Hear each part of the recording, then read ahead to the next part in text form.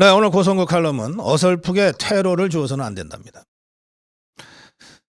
이재명이가 이종석 국방부 장관 탄핵을 공식 추진하겠다고 밝혔습니다. 이게 무슨 탄핵거리입니까? 참네 정말. 이 단식이 장기전으로 들어가고 있고 어떻게든 이 단식을 이제 끝내고 싶어 하는 것 같아요, 이재명이가. 그래서 정가의 보도처럼 오늘 어제죠. 두 편의 짧은 심파 단막극까지 연출했습니다. 아니 박지원이가 거기 가서 왜 우냐고. 권양수이가 왜 갑자기 그날 또 전화를 하냐고.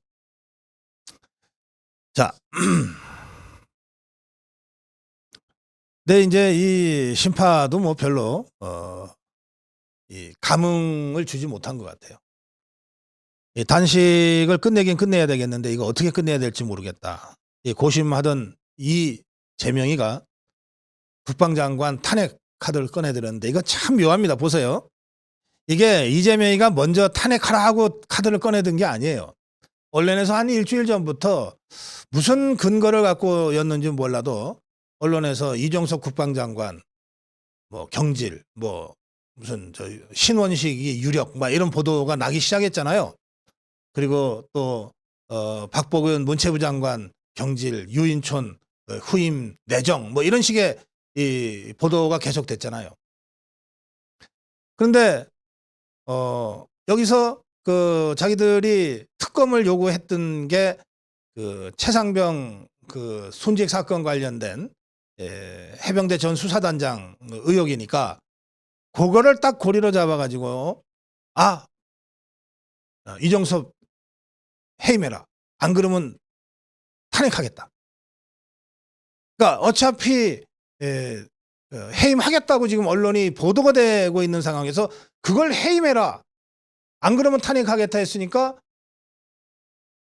윤석열 대통령이 원래 생각대로 만약에 원래 생각이 이종석 국방장관을 해임할 생각이었으면 교체할 생각이었으면 생각대로 교체를 했으면 그걸 갖고 이재명이는 봐라 내가 해임 요구를 했더니 마침내 해임이 됐다. 그러면 이제 단식 그만둬도 되겠다 이러고서 손 털으려고 했을 것 같아요. 그래서 이제 거기다 탄핵 카드를 딱 갖다 대서 좀 빨리 끝내려고 하는 것 같아요.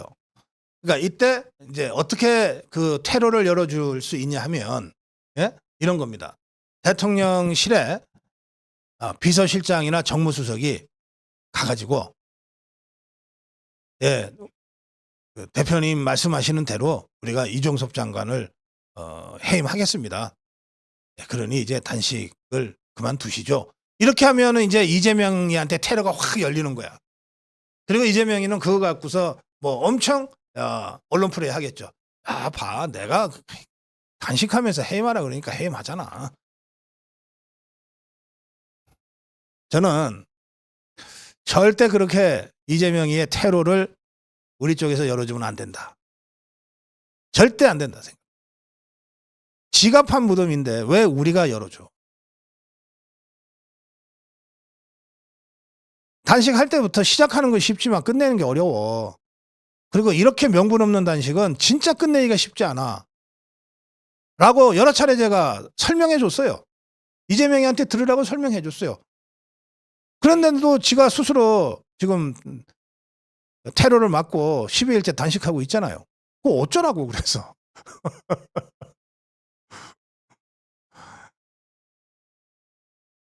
애 땡깡 쓸 때 자꾸 오냐오냐 해주면 버릇만 나빠집니다.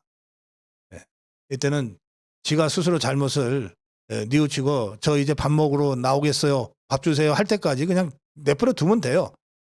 그러니까 절대 이 상황에서 정치적 해법 운운하면서 무슨 통콘 정치 운운하면서 무슨 테러 만들어주려고 하지 마라 이 말이에요. 당도 그래서는 안 되고 대통령실은 더욱이나 그래서는 안 된다는 겁니다. 대통령실이 뒤늦게 그렇게 하는 순간 대통령과 이재명 간의 1대1 양자구도가 만들어진다고요. 이재명이가 밥까지 굶어가면서 의도했던 게 뭡니까? 전국은 윤석열과 이재명 둘이서 만들어가는 거야. 이거를 국민들한테 알리고 싶었던 거거든요. 그런데 윤석열 대통령이 너무 바빠서 이재명이가 며칠째 바꿨는지도 모르고 정신없이 국익을 위해서 막 여기저기 뛰어다니는 바람에 신경을 뭐 안 쓰니까 이게 윤석열, 이재명 양자구도가 안 만들어지잖아요. 그런데 뒤늦게 대통령실에서 무슨 비서실장이 가거나 정무수석이 가서 이 대통령께서 걱정하십니다. 이제 그쯤 하시죠. 저희가 국방장관은 곧 교체할 겁니다. 이래버리는 순간 윤석열, 이재명 양자구도로 전국이 운영된다는 것을 시인해 주는 거랑 똑같은 거예요. 절대 그러면 안 된다는 거예요. 제가 처음부터 그랬지 않습니까? 이재명의 상대는 누구? 네, 김기현. 김기현이면 되지.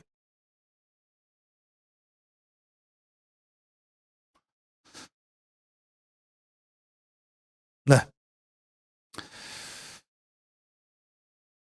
그래서 뭐 인사라고 하는 게 여러 가지 요소들을 감안해서 해야 되기 때문에 대통령이 고려해야 될 부분이 한두 가지가 아닌 겁니다만 적어도 이 시점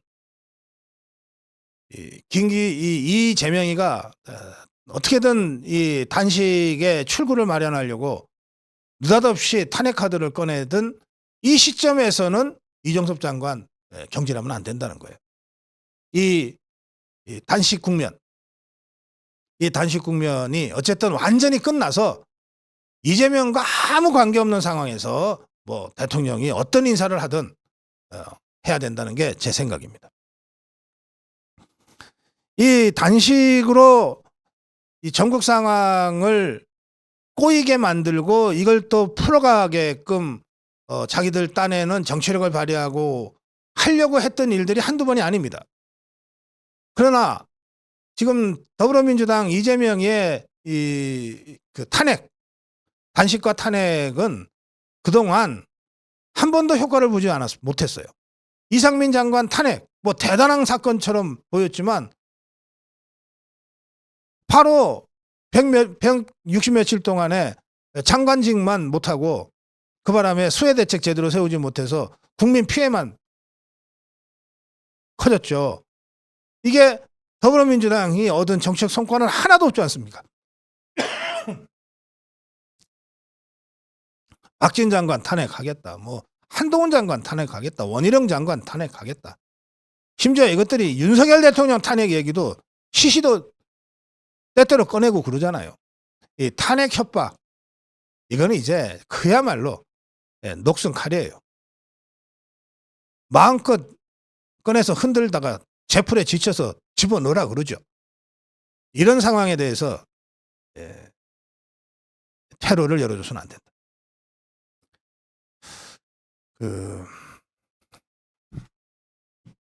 삼국지를 다들 좋아하시니까 삼국지에 보면 여러분들이 막 탄성을 지르면서 안타까워하는 대목이 있어요. 여러 군데가 있지만 그 적벽대전에서 촉과 오나라 동맹 연합군이 이제 조조를 이기고 조조가 이제 막 도망갈 때가 있어요. 도망갈 때 관우가 화용도라는 곳에서 딱 매복해 있다가 마침내 조조가 그 화용도 계곡으로 들어왔을 때 딱 나타나잖아요.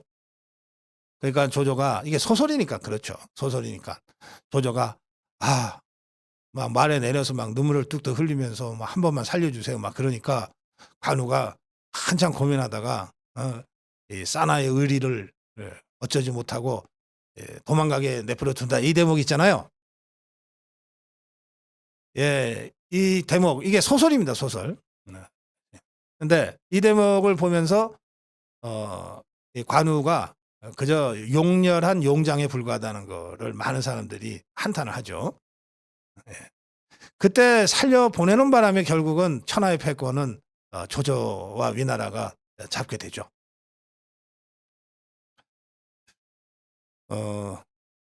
테러를 열어줘서는 안 된다는 말씀 이제 다시 한번 드립니다. 스스로 사지를 찾아 들어갔는데 쓸데없이 큰 정치 어쩌고 저쩌고 하면서 이재명이한테 명분을 주고 물밑에서 뭘 테러를 열어주려고 하지 마라. 끝까지 밀어붙여라. 고성국 칼럼이었습니다.